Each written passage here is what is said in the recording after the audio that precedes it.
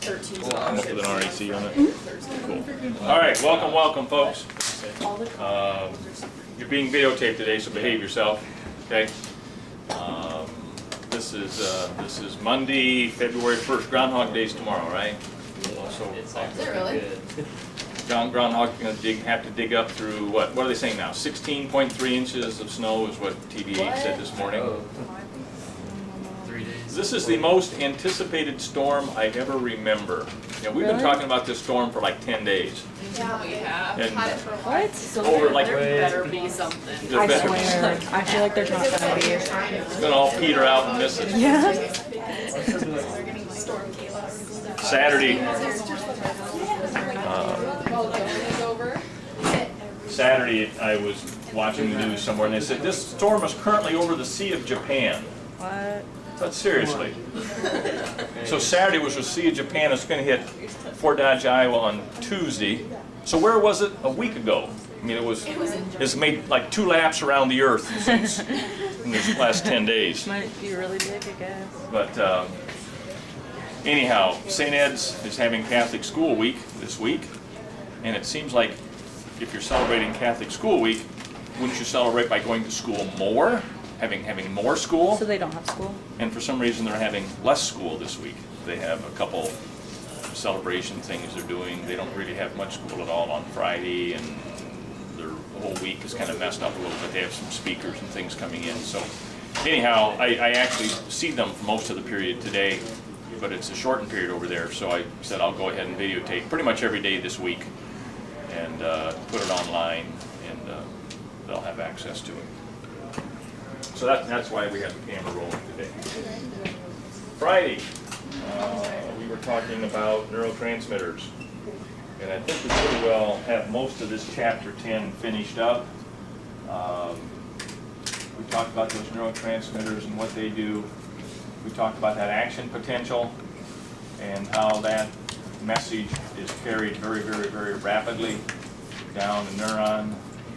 Did I throw connect the number at you that this thing travels like 140 meters in a second? Threw that at you? Okay. So that means, you know, it moves very, very quickly as this action potential, this rapid change in sodium potassium ions moves very, very quickly down a neuron. Okay? And this shows the milliseconds. Just a couple milliseconds is as long as it takes, thousandths of a second, for that action potential for that rapid change in sodium potassium ions. Okay? And did we talk about alcohol and nerve gas both? Okay? I think that we're done with that chapter, to be honest with you. Is that okay?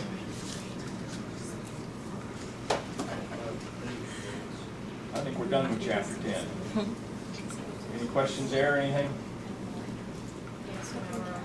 Let's move to chapter 11, which is the brain.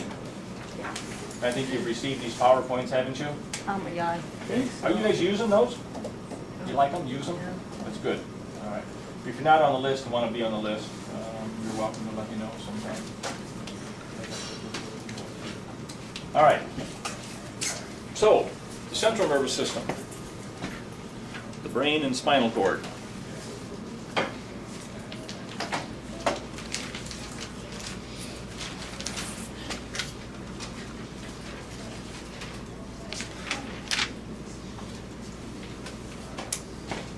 Surrounding the brain and spinal cord, you have 3. And by the way, I got my machine fixed. I played with it, and I don't know what happened, but it started working again. 3 meninges, 3 membranes that surround the brain and spinal cord.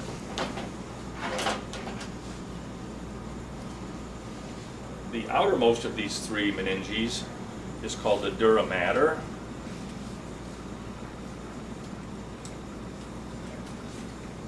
Dura means tough, durable. Mater means mother. So this is the tough mother, the outermost of the 3 layers. The middle layer is the arachnoid.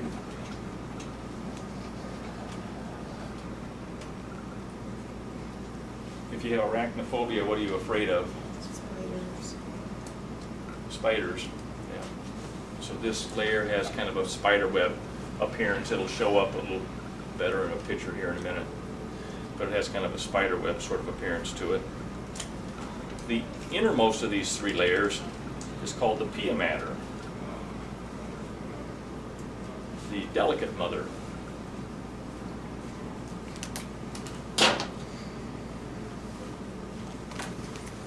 So there's three membranes. In between the arachnoid and the pia mater is the subarachnoid space.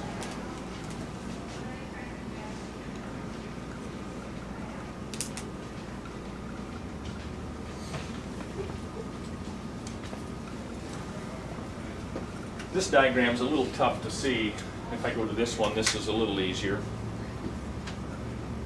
Okay?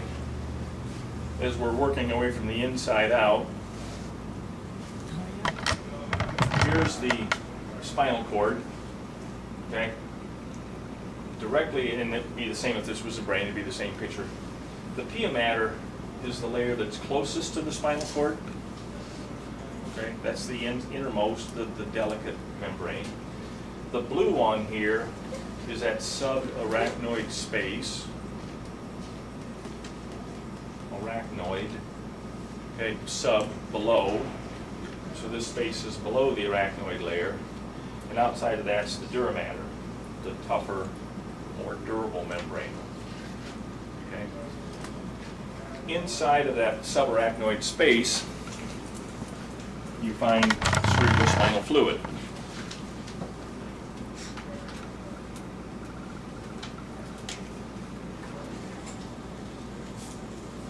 Cerebrospinal fluid, commonly called CSF. That CFS, cerebrospinal fluid, is found in that space around the brain and spinal cord.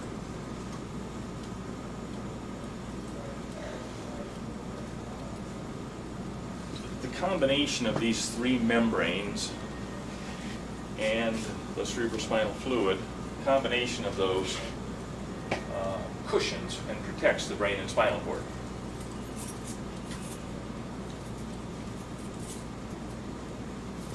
The combination of those cushions and protects the brain and spinal cord.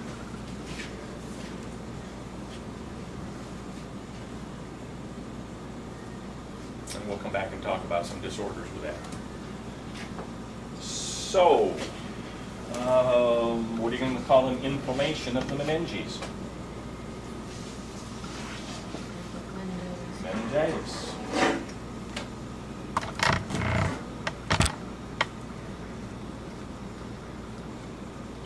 Meningitis.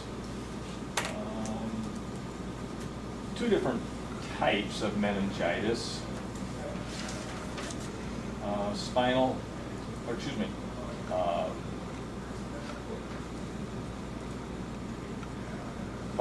or bacterial.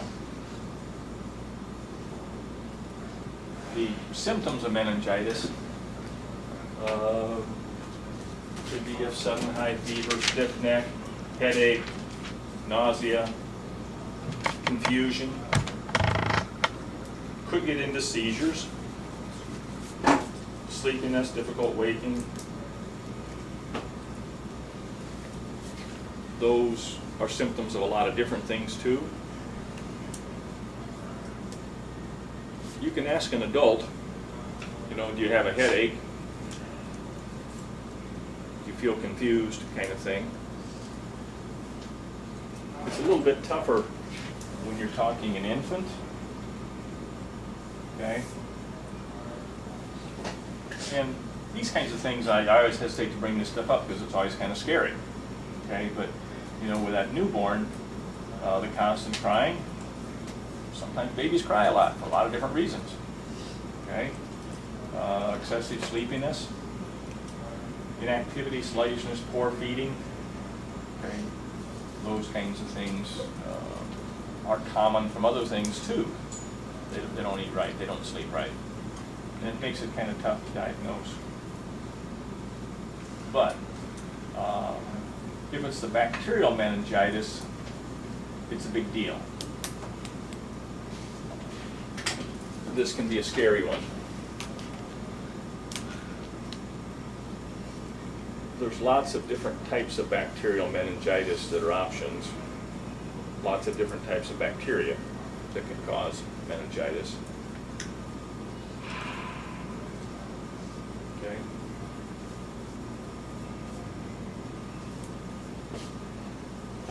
The second one, highly contagious infection affects mainly teenagers, young adults, cause local epidemics in college dorms, boarding schools, military bases. Have you had your meningitis vaccine? If you haven't, you need to get that before you go to college. Hi. Hi. Pardon? I didn't want to finish. Oh, okay, that's fine. We could get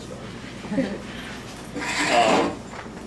If you had your meningitis vaccine, I think so. if not, that's something you want to get. I don't know, some years ago that was on the optional thing. I don't know if it's, I know it's highly recommended now. I think back to when Julie was about your age, her senior year, getting ready to go to college, and she went in to get an updated set of shots. She doesn't like shots very well, so I went along just basically to laugh at her, not really offer any support at all. And I remember the nurse asking, Julie, do you want to get your meningitis shot while you're here? It was optional. Do you want to get your meningitis shot? And Julie said, is that another needle? And the nurse said, yes. She said, no, I don't want it. I said, yes, you do. Give her the shot. Dad, give her the shot. Okay. And so she got her meningitis vaccine, complaining about it all the time. She finished her 4 years at Iowa State, and she went to UNI.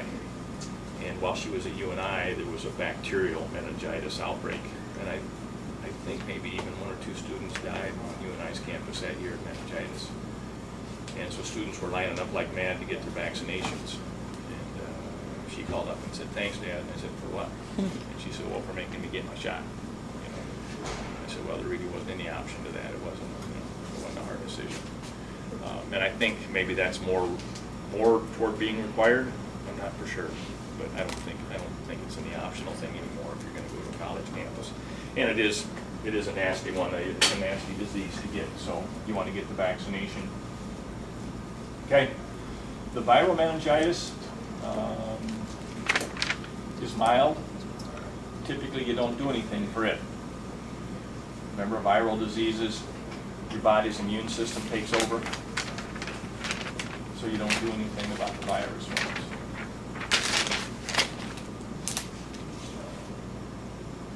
Again, there's a whole group of viruses that can cause meningitis. The herpes simplex, very common. We talked about the virus associated with mumps, West Nile, some of those can also do it. There's some other chronic meningitis that are caused by kind of a slow-growing fungus sort of thing. Those are kind of nasty. But you're going to be at greater risk if you've missed those vaccinations.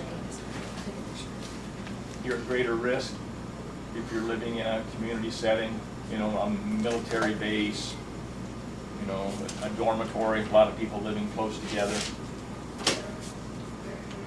There's a little bit of risk during pregnancy, and like everything else, if you have something which is affecting your immune system. You know, if your immune system is compromised. If you've had an organ transplant, you're going to take drugs the rest of your life which calm down or slow down your immune system a little bit so that you don't reject that new kidney, okay, or that new whatever it is. And that makes you more prone to getting other diseases. So that's something you have to weigh, you know, as you need that heart. You don't have any choice then. It's a heart or die kind of thing. Kidneys, maybe a little more optional. Okay, you can live off of dialysis the rest of your life, but that's something you have to consider when you have an organ transplant. A lot of complications here, hearing loss, memory problems. These could be long-term effects of the meningitis, seizures, and even death. So, comments there on meningitis?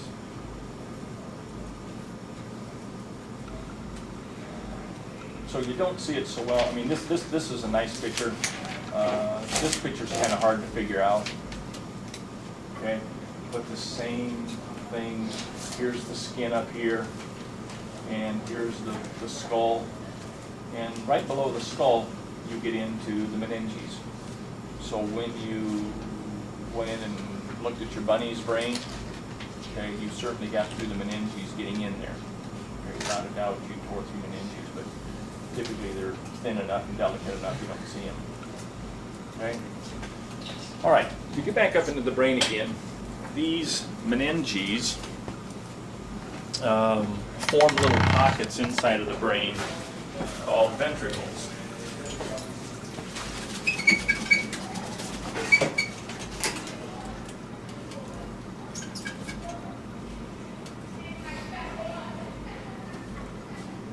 So inside of the brain are little ventricles, little sacs of cerebrospinal fluid.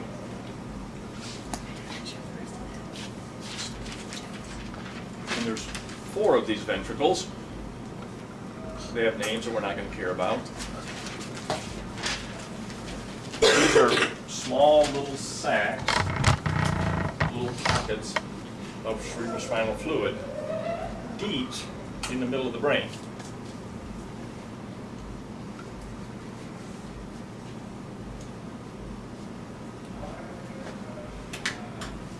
And this fluid circulates. The cerebrospinal fluid doesn't just sit, but it circulates. And to be honest with you, I'm not for sure what the force of the circulation is. I think it's mostly just movement of the body. But this fluid circulates. Okay, as you look at this diagram, you can see the arrows as this circulates. And so it moves down through the spaces around the spinal cord, up around the brain, in and out of the ventricles, and it circulates. Okay? It tells you that excess cerebrospinal fluid is absorbed. Okay? So you keep making more, you keep absorbing old. It's a clear fluid, about 140 milliliters.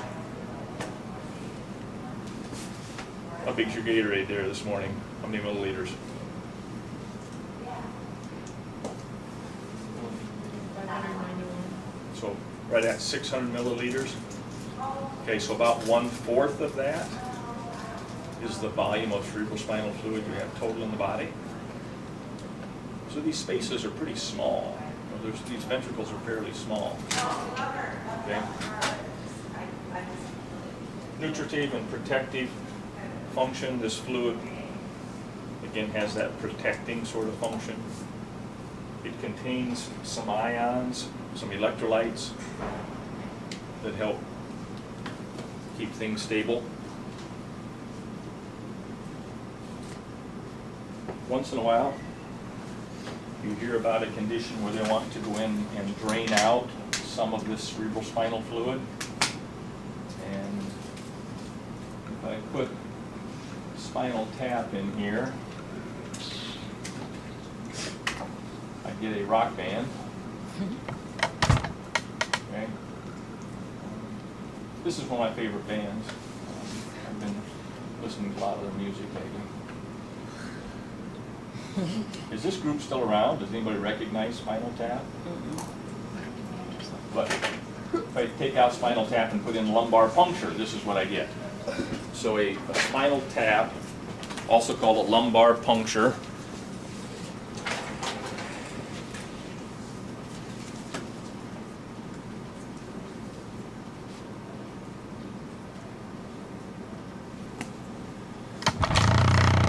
is a procedure then of inserting a needle into that subarachnoid space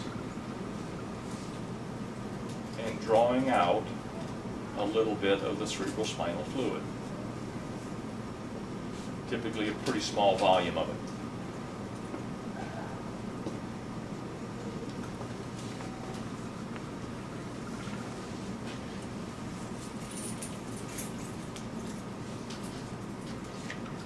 And they aren't necessarily doing this to relieve pressure.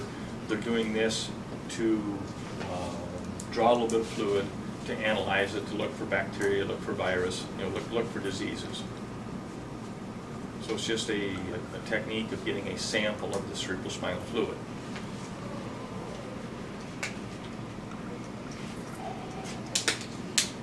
As this is done, it can be done with you in a sitting position or you in a laying position.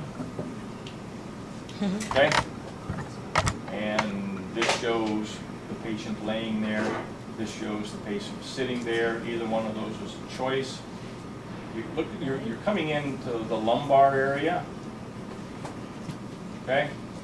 This shows coming into the lumbar area. This shows a nice close-up of that. Okay? Here's L4 and L5, lumbar 4, lumbar 5. Here's the first of the sacrum. Okay?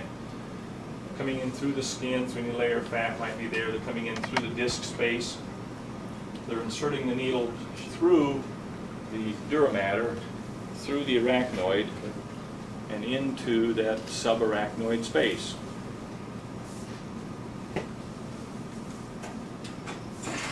And your thinking is, that's a pretty small target. Yes and no. Okay? The reason they come very low here, okay, is that when you grow as an infant, okay, the spinal cord and the vertebra are about the same length. But as you grow, the vertebra extend more than the spinal cord does. Okay, let's go back to a different view here a minute. If you look at this diagram, it's real low down here. And here's the end of the spinal cord. And so you end up with this large space down here with a larger target area, a larger volume of cerebrospinal fluid than what you would have had otherwise. And so this is where they do the lumbar puncture or the spinal tap. It's real low. And because for the most part, you're below the spinal cord, so there's a lot less risk of any injury to the spinal cord. If they're doing this to an infant, that's a little tougher. Okay, you don't have as big a target area. The spinal cords are all about the same size. Plus, you can take this adult and you can say, okay, we're going to do this procedure now. Roll up in a ball and hold real still. You can convince the little one to hold. You can convince the adult to hold still. You can't convince the little kid to hold still. Okay, so they typically strap him in what's called a papoose board. You've seen one of these? And it's just a little kind of a curved board, and the baby is strapped into this thing, probably kicking and screaming, okay? But they're strapped into this thing where they cannot move. They're just held in place, whatever, I don't know what they use to wrap them up in there, but they're tied in. And then when they do their lumbar puncture, and the kids held still during all that time. Okay, make sense? All right, let's go back to the ventricles a minute. Sometimes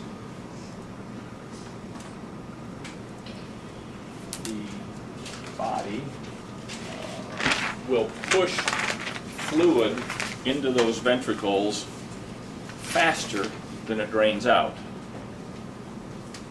And you end up with a condition called hydrocephalus.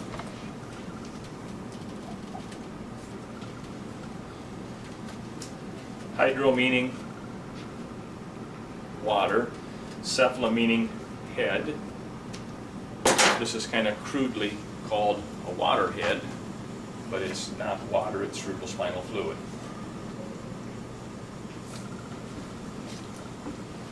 And what happens here is fluid goes into those ventricles faster than it goes out. So these are normal sized ventricles in this baby's head. And these are enlarged ventricles.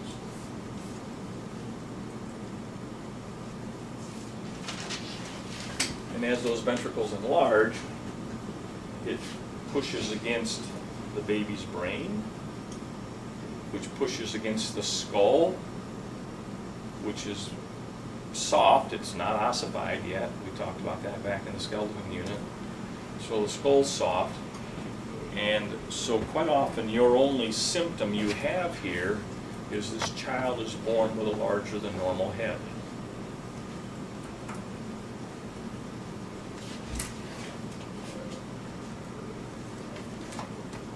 And so as you look at these images, you see some of these kids having larger than normal heads. And that's not what you've been anticipating and not what you've been wanting. Okay? If you do a scan on this, here's the normal size ventricles, and here's the enlarged ventricles. Okay? And so this is all cerebrospinal fluid. You hear about, well, you've seen ultrasounds of babies, okay? You've seen pictures of them, and I remember with Julie, we went in for the ultrasound, and you guys can imagine I ask a lot of questions. I enjoy that. What's this? What's this? What's this? You know, and for the most part, it looks like a snowy picture. You know, they're not real. They're better now than they were, but it just kind of looks like a snowy picture, and the technician, they're supposed to keep their mouth shut. They don't tell you a whole lot. They just kind of do their work, and the doctor shares any information with you. The technician's supposed to keep their mouth shut. But I remember her saying, you know, I'm saying, what's this? What's that? What's that? What's that? And she says, there's your baby's ventricles, okay? And she said they're of normal size, which she probably should not have said. And had they not have been, I'm sure she would not have said anything, but she just would have gave a report to the doctor. The doctor would have told us, but that just meant that the baby was not hydrocephalus, you know, which was good to know, I guess. I don't know what percent of the cases this happens in. But if the child is born with hydrocephalus, or if the child has this condition, you'd like to be able to relieve that pressure, okay? And they can go in and put in a shunt, a drain,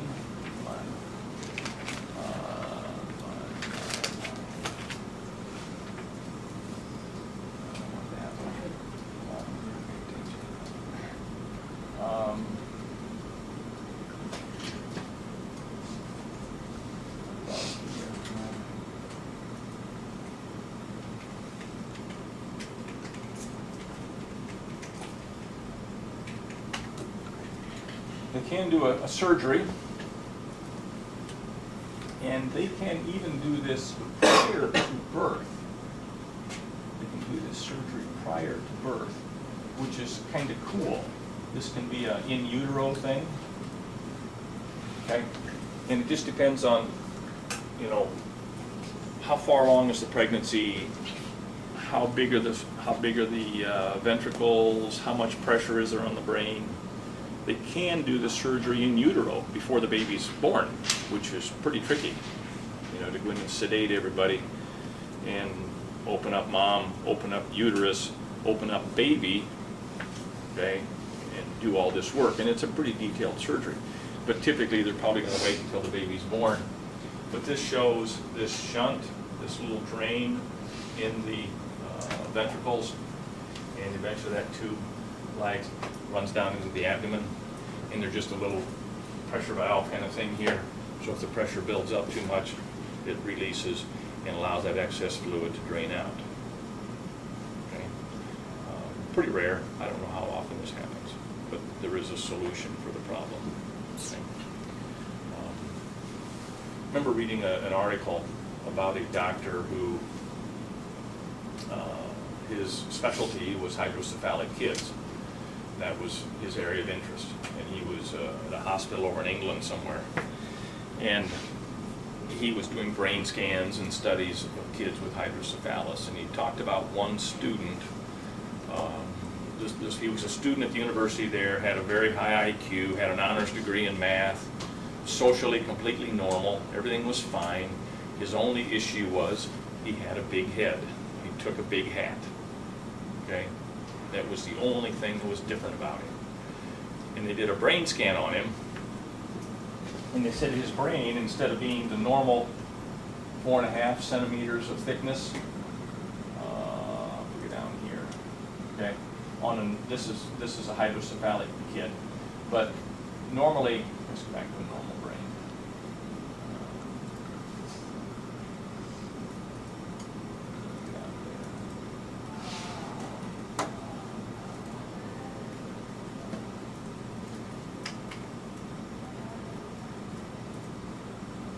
Go into this view, all right? Normally, this normal brain's about 4.5 centimeters thick, okay? It said this student had a brain that was about 1 millimeter thick. So 4.5 centimeters is more or less 2 inches of a radius of the brain. And this guy's brain was said was 1 millimeter thick. And the rest of the skull was filled with cerebrospinal fluid. Socially completely normal, honors degree in math, life was fine. Okay? And that's not common. Quite often, if these kids with hydrocephalus are going to have some mental or physical disabilities because of the pressure and or the reduction of the brain. But this guy, whatever's doing fine. And the real point of the article was that evidently we have a lot of spare capacity up here in the brain. And that is certainly true. There's a lot of the brain we don't use. We don't have to because we're getting by without it, kind of thing. But in his case, he had a very small amount of brain, but he was making the most of it, had no symptoms, had no signs except a big head. You know, that kind of exception to the rule, but interesting. Fair enough? Mm-hmm. All right. Well, let's go back to here. Decent chance you'll see a diagram like this on the test. Okay. And we didn't really label too much in here. We didn't label very much in there, so I wouldn't go nuts trying to, we did not identify the ventricles. We did not, we identified the subarachnoid space. We identified some of that, but that was about it. Okay. All right. So, I'll back up before we leave that. If it's time for surgery, time for childbirth. Okay. They talk about a little bit of discomfort during the birth of a baby. Okay. I've never had a baby. I got to watch 2 of the 3 be born. I really wasn't that uncomfortable. I did ask my wife before the second one. She said, "Hey, it's time to go to the hospital. Contractions." And I said, "Cool." I said, "Do we have a minute here before we leave?" She said, "Yeah, what?" I said, "Can I have you trim your fingernails maybe?" Okay. And she said, "Sure. Why?" I said, "Well, last time I didn't really figure it was good to complain, but she kind of had a hold of my arm like this, and she was kind of digging in, and I figured this probably isn't a good time to tell her you're hurting me. Probably not a good time." So I kind of kept my mouth shut. But anyhow, a little bit of discomfort during childbirth. Obviously, women have been having babies for years. It is certainly an option to grit your teeth and have a baby. Okay. In terms of anesthesia, doctors like to keep moms comfortable, but they also want to have a healthy baby. So you don't really want to give mom a lot of anesthesia.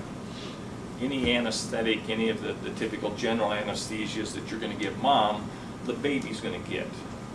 And you don't want your baby druggy. You don't want your baby on drugs when it's born. You want your baby to be bright and alert when it's born. And this becomes a little bit of an issue when they do a C-section, because now you do want to keep mom comfortable. Okay?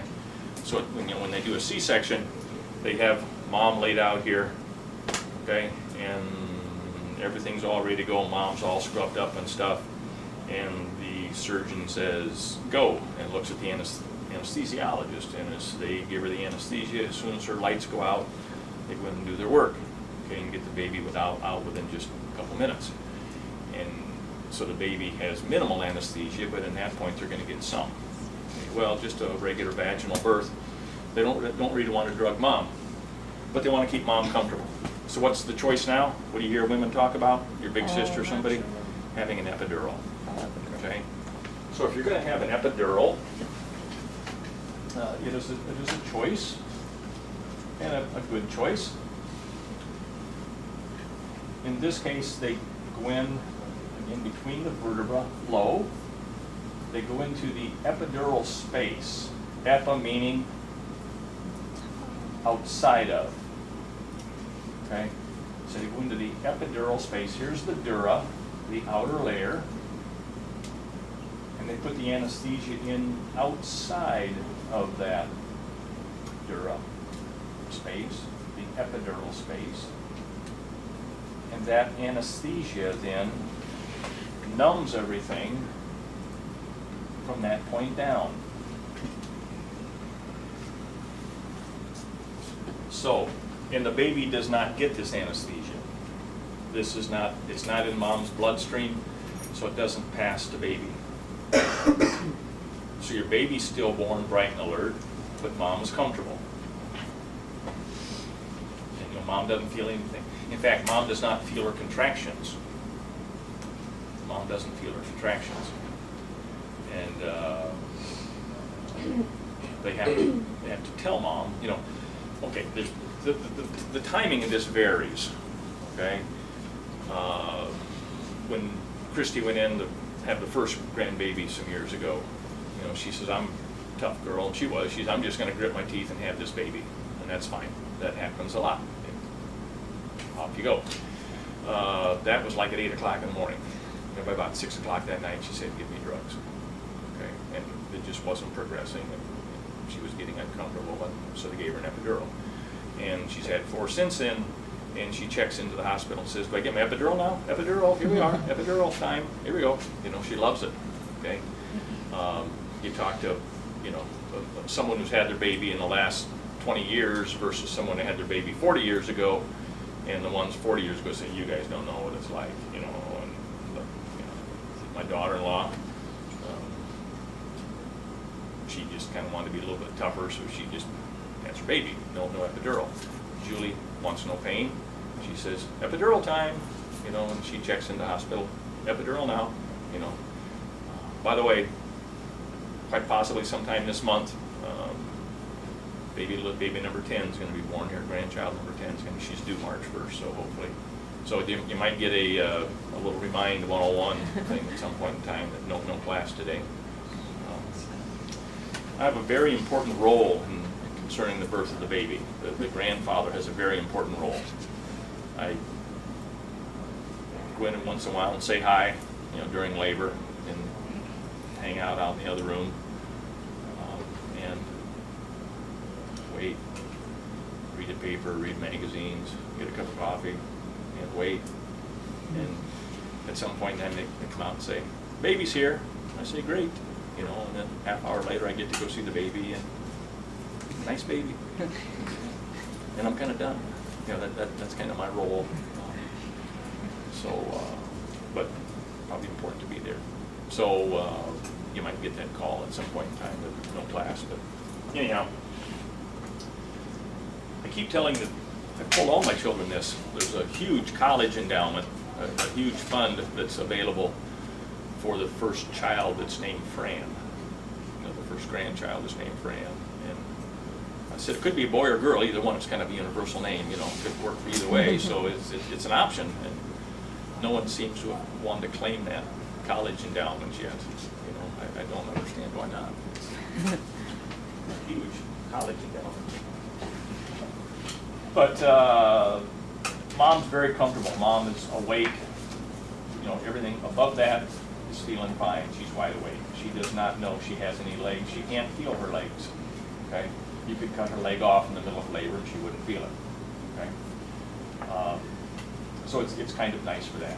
It does delay her getting up and walking around afterwards for a while, but she's probably not in the mood to get up and walk around anyhow. You know, so little by little, the numbness wears off and they go off and go. Comments on that? You can also use this for an anesthesia during surgery, right? They can actually, this is sometimes called a nerve block or a spinal block.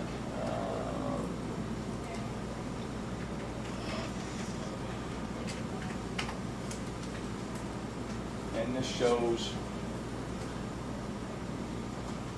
an anesthesia being put into the spinal cord. Same type of thing. Okay, giving an anesthesia in there. But in this case now they can actually leave the needle in there and continuously give anesthesia. In fact, sometimes they'll even leave this in for a couple days following the surgery for anesthesia. And they can back it off, so instead of being completely numb down there, they can just use it to relieve pain. So there's different levels of anesthesia, but this shows just putting the anesthesia in maybe for a surgery, and then this shows leaving the needle in the space for later on. Yes, sir? Hi, sorry. What? Can I help you? I just want to remind that we are at Butler at 4:14 when I see him because I forgot my phone, so I Butler? can send out messages. Caucus day today, so we have no gym. 4:14.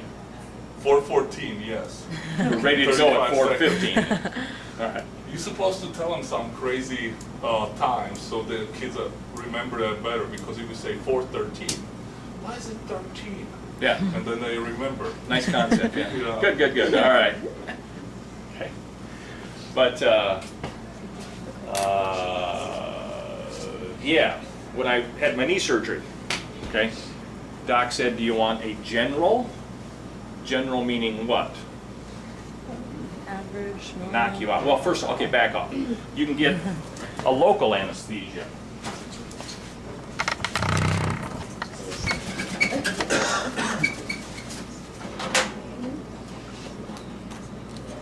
A local anesthesia. When would you have a local anesthesia? Mouth. Okay? You're having dental work done. And you deaden that area and nothing else. That's local. Or maybe you got a cut on the hand and they just give you a shot right beside that, and that the only part of you that's numb is that part of your hand, and the rest of you is wide awake. Okay, so that can be a local. And I'll show you a picture of that in a second. If you have general anesthesia, this typically, it could come through a mask, but it more likely comes through your IV line, and you are out. You're gone. Okay? And they wake you up when they're done. Or you can have a spinal.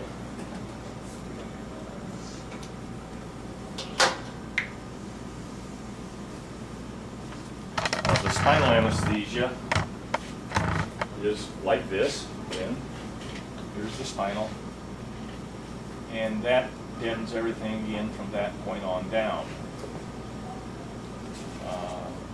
When I went in for the knee surgery, the doc said, do you want a general or do you want a spinal? I kind of thought about the spinal for a little while, thinking that'd be kind of fun to stay awake during the surgery and talk to the doctor. I'm sure they would have given me some sort of drug to knock me out to make me stop asking questions, but I said, nah, just wake me up when you're done. Okay. Which is a little easier to do. If some people don't tolerate general anesthesia so well, they can give you spinal. But there's also a thing called a nerve block. Nerve blocks are quite often done for teeth. Where's some teeth? Here we go.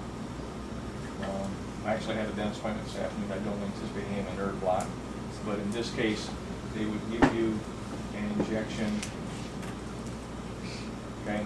And the dentist, as a part of their training, they know where those nerve pathways are.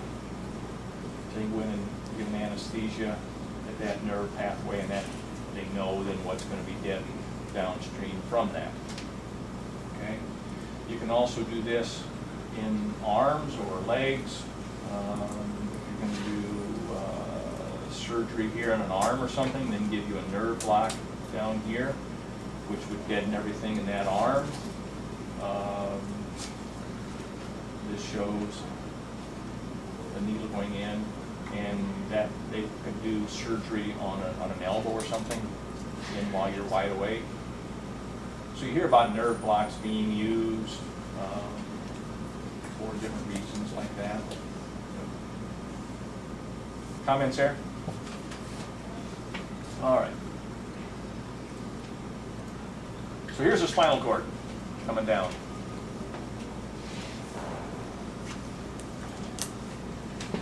The spinal cord is a center for what are called spinal reflexes.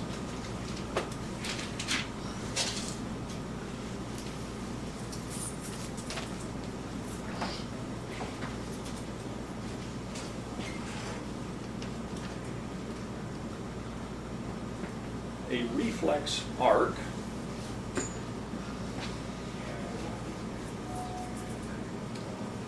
you step on a nail. You pull your foot off before the brain knows you stepped on something that was sharp. Okay? That's a reflex arc. It's automatic. It's subconscious. It's a response to a stimulus.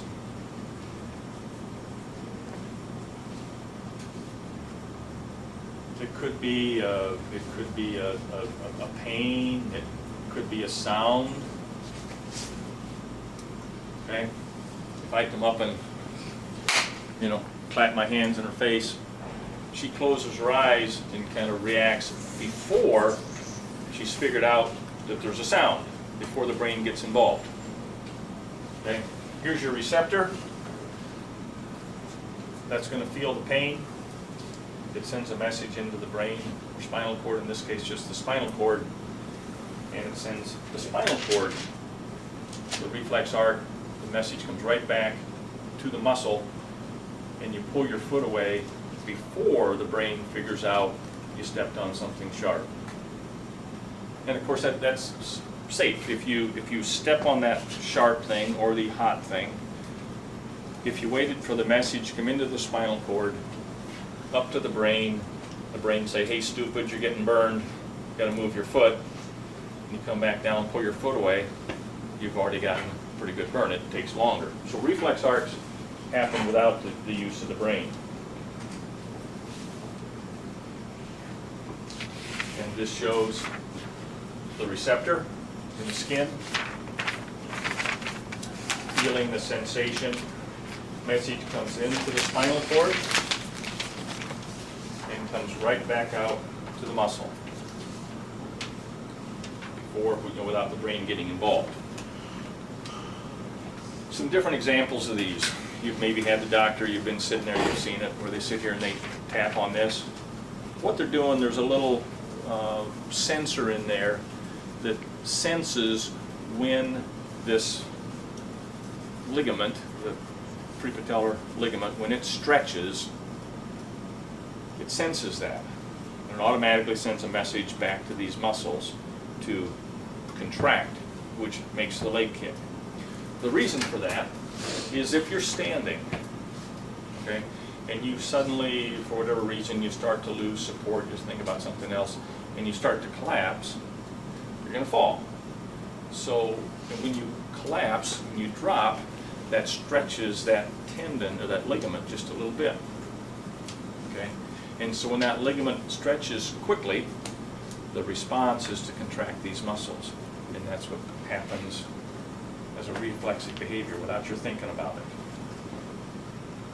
Okay? So that's one. The withdrawal reflex is the other one we talked about, where you step on the tack, you step on something sharp down here. Message goes into the spinal cord very quickly, right back out to the muscles, and you pull your foot off.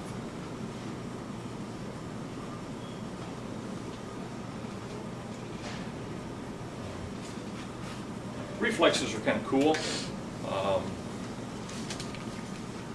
There's a bunch of newborn reflexes. And these are ones that babies are born with, as the name kind of indicates. Do you get chances to play with newborn babies? Next time you do some of these little reflex things. Okay? There's one called the rooting reflex. And what you do is you stroke your baby's cheek. And what they do, they turn toward it and start nursing, start sucking. Okay? And that's a rooting reflex. It's the baby looking for the breast to nurse, to feed. Okay? This is pretty basic. And these reflexes are not learned. It's not something you learn. It's something that is there at birth. That's why it's called a reflex. It's not. It's a subconscious thing. Typically, these reflexes have some sort of span of time, and then they go away. This one's about 4 months. So it's not going to happen with that year-old. But if you take that month-old baby, just stroke their cheek, touch their cheek gently, they'll turn towards you. Okay? If you put your finger in their mouth, they'll start nursing on it. Okay? That's a reflex. Okay?